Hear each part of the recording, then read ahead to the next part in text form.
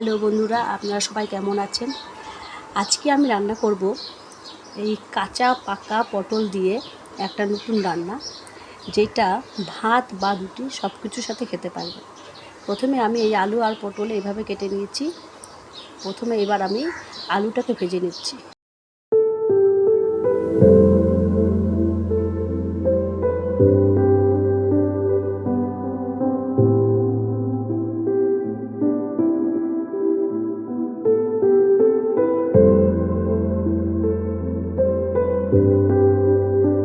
এবার আমি সব পটলগুলোকে ভেজে নেব, খুব লাল লাল করে একটু ভেজে নেব।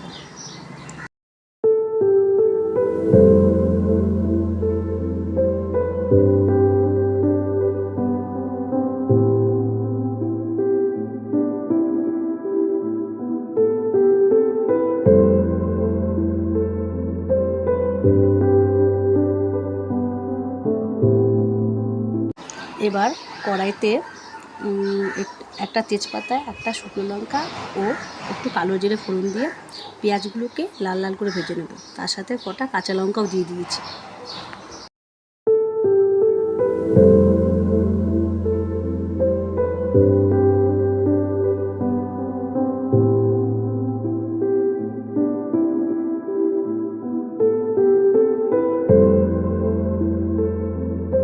আর এতে এক এক করে জিরে গুঁড়ো, ধনে গুঁড়ো, হলুদ গুঁড়ো, লঙ্কা গুঁড়ো আর একটু কাশ্মীরি লঙ্কা গুঁড়ো দিচ্ছি। মশলাটাকে খুব ভালো করে কষিয়ে নিচ্ছি, একদম পুরো যতক্ষণ পর্যন্ত তেলটা না ছাড়ছে ততক্ষণ পর্যন্ত মশলাটাকে কষিয়ে নেব।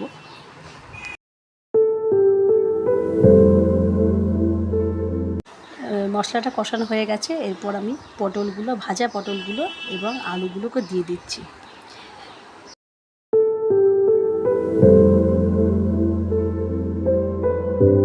এবার ভালো করে মশলার সাথে আলু আর পটলগুলোকে ভালো করে মিশিয়ে ভালো করে মাখা করে কষিয়ে নিচ্ছি।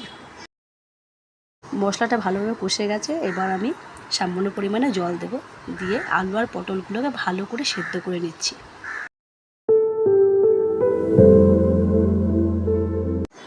এইরকম গামাখা অবস্থায় এটাকে নামিয়ে নেব।